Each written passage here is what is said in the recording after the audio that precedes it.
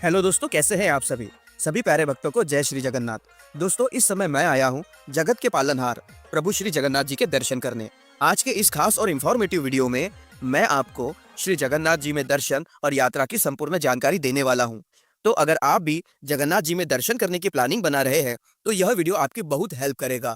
इस वीडियो में बात करेंगे आप यहाँ तक कैसे पहुंचेंगे, होटल और धर्मशाला आपको कहाँ पर लेना चाहिए, दर्शन करने का सही तरीका क्या है, यहाँ पर दर्शन और घूमने के प्रमुख स्थान कौन से हैं, यहाँ पर खाने पीने की फैसिलिटीज कैसी है, और वीडियो के लास्ट में बात करेंगे संपूर्ण बजट की। तो यात्रा और दर्शन की A to Z complete information के लिए वीडियो को एक बार पूरा जरूर देखें। दोस्तों, पूरे भारत में 4 प्रमुख धाम हैं जो चारों दिशाओं में स्थापित है। उत्तर में बद्रीनाथ, पश्चिम में द्वारिका, दक्षिण में रामेश्वरम और पूर्व में श्री जगन्नाथ। श्री जगन्नाथ जी का यह अलौकिक धाम उड़ीसा के पुरी में समुद्र के किनारे स्थापित है। इस शहर को जगन्नाथपुरी के नाम से भी जानते हैं। यह दिव्य और अलौकिक मंदिर भगवान श्री कृष्ण को समर्पित है। पूरे साल ही करोड़ों भक्त यहाँ पर दर्शन करने के लिए आते हैं। तो फिर चलिए एकदम शुरुआत से शुरू करते हैं और जानते हैं कि आप यहाँ तक कैसे पहुंचेंगे। दोस्तों, पुरी में ही वेल कनेक्टेड रेलवे स्टेशन बना हुआ है। हर प्रमुख स्टेशन से यहाँ तक आपको डायरेक्ट ट्रेन मिल जाएगी।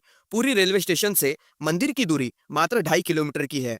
रेलवे स्टेशन के बाहर ही आपको ऑटो और ई रिक्शा मिल जाते हैं। शेयरिंग में 30 रुपए और रिजर्व में 100 से 120 रुपए देकर आप मंदिर के पास तक पहुंच जाएंगे। वही अगर आप फ्लाइट से आना चाहते हैं तो यहाँ का nearest airport Biju Patnaik airport Bhubaneswar में है, जो पुरी से लगभग 55 किलोमीटर की दूरी पर स्थित है। भुवनेश्वर तक आने के बाद में आप बस या टैक्सी के माध्यम से पुरी तक आ जाएंगे। तो चलिए, बहुत ही शानदार सफर पूरा करके अब हम लोग पहुंच चुके हैं प्रभु जगन्नाथ स्वामी की नगरी जगन्नाथपुरी में। और अब हम बात करते हैं यहाँ पर रुकने के लिए आपको होटल या धर्मशाला कहाँ पर लेना चाहिए। दोस्तों, ऐसे तो आप पूरे पुरी में कहीं पर भी होटल या धर्मशाला ले सकते हैं, लेकिन मैं आपको एडवाइस करूंगा कि आप मंदिर के 500 मीटर रेंज में ही होटल या धर्मशाला ले। सबसे अच्छी लोकेशन है ग्रैंड रोड मार्केट। यहाँ से मंदिर की दूरी मात्र 100 मीटर की है। यहाँ पर होटल की स्टार्टिंग 1000 रुपए से हो जाती है। 1200 से 1800 के बजट में आपको बहुत ही अच्छा AC डिलक्स रूम मिल जाएगा। वही यहाँ पर बहुत से धर्मशाला भी बने हुए हैं जिनकी स्टार्टिंग 500 रुपए से हो जाती है। वही अगर आप चाहे तो मंदिर ट्रस्ट के भक्त निवास में भी स्टे कर सकते हैं, लेकिन इसके लिए आपको पहले से जगन्नाथ मंदिर की ऑफिशियल वेबसाइट से बुकिंग करना रहता है। यहाँ पर 1200 से स्टार्ट हो जाती है। 1500 तक के बजट में आपको बहुत ही अच्छा डिलक्स रूम मिल जाएगा। तो चलिए, एक अच्छा सा रूम लेने के बाद में कुछ देर आराम करेंगे और अब हम लोग जानते हैं कि यहाँ पर दर्शन करने का सही तरीका क्या है। दोस्तों, यह विश्व प्रसिद्ध मंदिर बहुत ही विशाल बना हुआ है। यहाँ पर प्रवेश करने के लिए चारों दिशाओं में 4 प्रमुख द्वार है। मंदिर के अंदर बैग, मोबाइल, जूता चप्पल और इलेक्ट्रॉनिक सामान ले जाना मना है। प्रवेश द्वार के पास में ही आपको लॉकर फैसिलिटीज मिल जाती है, जहाँ पर आप फ्री में अपना सारा सामान जमा कर सकते हैं। तो चलिए, फूलमाला लेकर लाइन में लगकर मंदिर में प्रवेश करेंगे। फिर मुख्य मंदिर में प्रवेश करने के बाद में महाप्रभु श्री जगन्नाथ, बहन सुभद्रा और भाई बलभद्र के अलौकिक दर्शन करके अपने जीवन को सफल बनाएंगे। आप बहुत ही किस्मत वाले हैं जो इस अलौकिक दरबार में दर्शन करने आए हैं। दोस्तों, मंदिर प्रांगण में और भी बहुत से देवी देवताओं के अलौकिक मंदिर स्थापित है। आप यहाँ पर सभी के दर्शन कर आशीर्वाद प्राप्त कर सकते हैं। दोस्तों, मंदिर परिसर में ही आनंद बाजार है, जहाँ पर प्रसाद और महाभोग मिलता है। जगन्नाथ मंदिर की खास रसोई में इस 56 भोग को बनाया जाता है। आप अपनी श्रद्धा अनुसार इस भोग को खरीद सकते हैं।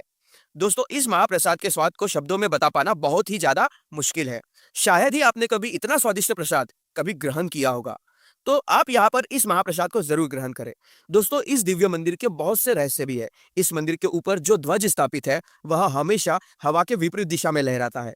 दिन के किसी भी समय मंदिर के गुम्बद की छाया नहीं बनती है। साथ ही गुम्बद के ऊपर से कोई भी पक्षी या जहाज नहीं गुजरता। यहाँ पर भगवान जी की तीनों मूर्तियां लकड़ी से बनी हुई है, जिन्हें हर 12 सालों में बदला जाता है। इस परंपरा को नव कलेवर कहा जाता है। ऐसा माना जाता है जगन्नाथ जी की लकड़ी की मूर्ति में भगवान श्री कृष्ण का दिल रखा हुआ है, जो आज भी धड़क रहा है। दोस्तों, यह मंदिर बहुत ही ज्यादा अलौकिक और दिव्य है।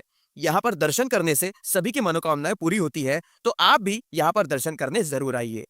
मंदिर में दर्शन की टाइमिंग की बात करें तो सुबह 5 बजे से रात 9 बजे तक आप दर्शन प्राप्त कर सकते हैं। वही दिन में 11:30 से 1 बजे तक भोग और विशेष पूजन के कारण दर्शन रुक जाते हैं। दर्शन करने में 1 से 2 घंटे लग जाते हैं, लेकिन बहुत ज्यादा भीड़ भाड़ होने पर दर्शन करने में 3 से 4 घंटे का समय भी लग जाता है।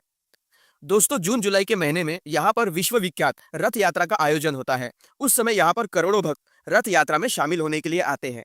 रथ यात्रा से 15 दिन पहले मंदिर में दर्शन बंद हो जाते हैं। फिर रथ यात्रा के बाद ही मंदिर में दर्शन प्राप्त होते हैं। तो चलिए दर्शन करने के बाद में अब हम लोग बात करते हैं यहाँ पर आप कहाँ कहाँ दर्शन और घूमने जा सकते हैं। दोस्तों शाम को 3 से 4 बजे के साइड में हम लोग चलेंगे गोल्डन बीच, जो मंदिर से लगभग 1.5 किलोमीटर की दूरी पर स्थित है। दोस्तों मैक्सिमम लोग शाम को ही यहाँ पर एंजॉय करने आते हैं। यहाँ पर आप समुद्र की लहरों में बहुत ही अच्छे तरीके से मस्ती कर सकते हैं। साथ ही साथ हॉर्स राइडिंग और कैमल राइडिंग का भी मजा आप यहाँ ले सकते हैं। दोस्तों बहुत ही प्यारा यह बीच है। यहाँ पर आपको खाने पीने में और शॉपिंग की बहुत सारे ऑप्शन मिल जाएंगे। तो यहाँ पर 1 से 2 घंटा एंजॉय करने के बाद में शाम को हम लोग फिर से मंदिर के पास में आ जाएंगे। दोस्तों हाल में ही यहाँ पर मंदिर के चारों ओर कॉरिडोर बनाया गया है, जिसे परिक्रमा मार्ग भी कहते हैं। इस कॉरिडोर को बहुत ही शानदार और प्यारे तरीके से बनाया गया है। शाम को लाइट में इसकी खूबसूरती में 4 चांद लग जाते हैं। इस परिक्रमा मार्ग पर बहुत से मंदिर भी बने हुए हैं।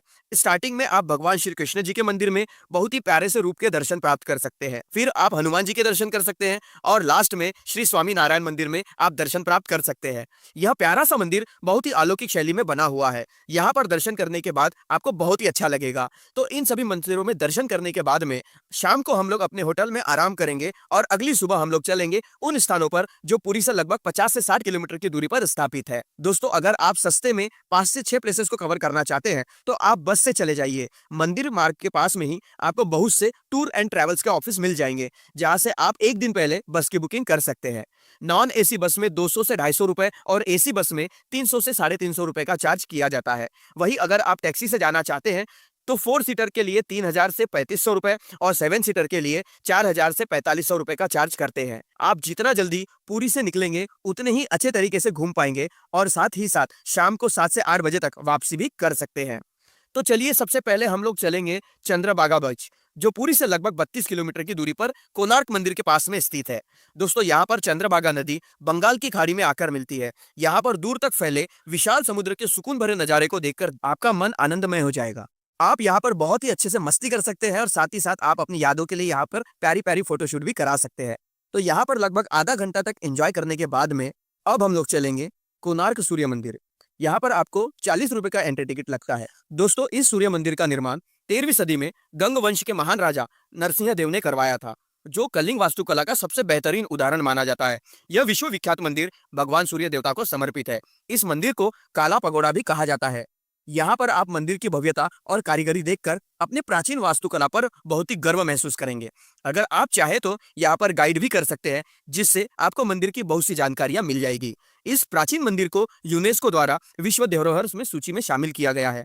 दोस्तों शाम को यहाँ पर 7 बजे के बाद में लाइट एंड साउंड शो भी होता है, जिसमें मंदिर के इतिहास और जानकारी को बहुत ही खूबसूरती से दिखाया जाता है। तो यहाँ पर 1 से 1.5 घंटा घूमने के बाद में अब हम लोग चलेंगे धौली हिल्स शांति स्तूप, जो कोणार्क मंदिर से लगभग 55 किलोमीटर की दूरी पर स्थित है। दोस्तों यह शांति स्तूप बहुत ही विशाल बना हुआ है, जो भगवान बुद्ध को समर्पित है। यहाँ पर भगवान बुद्ध के जीवन को दर्शाया गया है। साथ ही साथ प्यारा सा स्थान, काफी ऊंचाई पर यह स्थित है। स्तूप के पीछे ही प्राचीन शिव मंदिर भी स्थापित है। आप यहाँ पर दर्शन कर आशीर्वाद प्राप्त कर सकते हैं। तो यहाँ पर दर्शन करने के बाद में अब हम लोग चलेंगे श्री लिंगराज मंदिर, जो यहाँ से लगभग 7 किलोमीटर की दूरी पर स्थित है। दोस्तों यह दिव्य और प्राचीन मंदिर भगवान विष्णु और महादेव जी को समर्पित है। मंदिर के अंदर मोबाइल, कैमरा, बैग, जूता, चप्पल यह सब ले जाना मना है। मंदिर के बाहर ही आपको लॉकर फैसिलिटीज मिल जाएगी। तो लाइन में लगकर मंदिर में प्रवेश करेंगे। यहाँ पर आप स्वयंभू शिवलिंग के दर्शन आशीर्वाद प्राप्त कर सकते हैं। महादेव आपकी सभी मनोकामनाओं को जरूर पूरा करेंगे। दोस्तों बहुत ही विशाल और भव्य शैली में यह प्यारा सा मंदिर बना हुआ है। इसका निर्माण 10वीं शताब्दी में राजा जजा द्वारा शुरू कराया गया था। इस विशाल मंदिर परिसर में सभी देवी देवताओं के 50 से अधिक मंदिर स्थापित है। आप यहाँ पर सभी के दर्शन कर आशीर्वाद प्राप्त कर सकते हैं। तो यहाँ पर दर्शन करने के बाद में अब हम लोग चलेंगे उदयगिरी और खंडागिरी, जो लिंगराज मंदिर से लगभग 12 किलोमीटर की दूरी पर स्थित है। दोस्तों यहाँ पर 15 रुपए पर पर्सन का एंट्री टिकट लगता है। यहाँ पर प्राकृतिक रूप से बहुत सी गुफाएं बनी हुई है। साथ ही साथ कुछ गुफाओं को बनाया गया है। इस स्थान का निर्माण 250 ईस्वी के आसपास गुप्त वंश के राजाओं ने जैन साधु मुनियों के लिए करवाया था। उदयगिरी और खंडागिरी आमने सामने स्थित है। उदयगिरी में छोटी बड़ी 18 और खंडागिरी में 15 गुफाएं बनी हुई है। इसके अलावा खंडागिरी में जैन मंदिर भी स्थापित है। तो आप इन दोनों जगहों पर आराम से 1 से 1.5 घंटा घूम सकते हैं। तो यहाँ पर घूमने के बाद में अब हम लोग चलेंगे नंदनकानन, जो उदयगिरी से लगभग 25 किलोमीटर की दूरी पर स्थित है। दोस्तों नंदनकानन जू बहुत ही विशाल एरिया में फैला हुआ है। यहाँ पर आपसे 50 रुपए का एंट्री टिकट लगता है। दोस्तों यहाँ पर आपको बहुत ही जीव जंतु देखने को मिलते हैं। सभी तरह के चीते, शेर, हाथी, भालू, तेंदुआ, हिरण, जिराफ, साथ ही बहुत से तरह तरह के सांप, पशु पक्षियों को आप देख सकते हैं। बच्चों के लिए यहाँ पर चिल्ड्रन पार्क भी बना हुआ है। इसके अलावा जगह जगह आपको सेल्फी पॉइंट भी मिल जाएंगे। आप अपनी यादों के लिए यहाँ पर प्यारी प्यारी फोटोशूट करा सकते हैं। शाम को लगभग 6 बजे जू बंद हो जाता है, तो यहाँ पर 2 से 3 घंटे घूमने के बाद में शाम को 8 से 9 बजे तक हम लोग पूरी वापस आ जाएंगे। अगर आपकी रात वाली ट्रेन है तो रात वाली ट्रेन से आप अपने घर के लिए वापसी कर सकते हैं। अगर आपके पास में एक दिन और एक्स्ट्रा है तो आप चिल्का लेक साइड भी घूमने जा सकते हैं। दोस्तों इन सभी प्लेसेस के अलावा भी पुरी में और भी छोटे बड़े प्लेसेस है। आप अपने टूर प्लान के हिसाब से उन सभी को कवर कर सकते हैं। तो चलिए अब हम लोग जानते हैं कि यहाँ पर खाने पीने की कैसी फैसिलिटीज है। दोस्तों यहाँ पर आपको बहुत ही अच्छे और वीआईपी रेस्टोरेंट मिल जाएंगे। खाना पीना आपको बिना लहसुन प्याज के भी यहाँ पर मिल जाता है। इसके अलावा छोटे बड़े ढाबे भी हैं जहाँ पर आप नॉर्मल बजट में खाना पीना कर सकते हैं। बात करें यहाँ पर आने का सबसे अच्छा समय कौन सा रहता है, तो अक्टूबर से मार्च तक यहाँ पर आने का सबसे अच्छा समय माना जाता है। अप्रैल में और जून में यहाँ पर बहुत ज़्यादा गर्मी होती है। जुलाई, अगस्त और सितंबर यहाँ पर बहुत ज़्यादा बारिश होती है, तो आप चाहे तो इस टाइम को अवॉइड भी कर सकते हैं। बात करें आपको यहाँ पर कितने दिनों का टूर प्लान बनाना चाहिए, तो 3 डेज और 2 नाइट का प्लान इनफ रहता है। अगर आप पुरी को और भी अच्छे तरीके से घूमना चाहते हैं तो फिर आप 4 डेज और 3 नाइट का प्लान भी बना सकते हैं। तो चलिए अब हम लोग बात करते हैं सबसे जरूरी क्वेश्चन, बजट की। कितने बजट में आप इस पावन यात्रा को पूरा कर लेंगे। दोस्तों अगर आप 3 डेज और 2 नाइट का प्लान बनाते हैं और आप 2 से 3 लोग हैं तो फिर आप मान के चलिए कि 10,000 से 12,000 प्लस ट्रेन टिकट, इतने बजट में आप इस पावन यात्रा को पूरी तरीके से कवर कर लेंगे। तो दोस्तों यहाँ पर मैंने आपको जगन्नाथ जी में दर्शन और यात्रा की हर एक छोटी बड़ी जानकारी को बहुत ही अच्छे और सही तरीके से देने की पूरी कोशिश की है। अगर फिर भी आपके कोई क्वेश्चन रह जाते हैं तो आप हमें कमेंट के माध्यम से पूछ सकते हैं। दोस्तों आप इस वीडियो को कहाँ से देख रहे हैं और आपको यह वीडियो कैसा लगा, कमेंट बॉक्स में जरूर बताइएगा।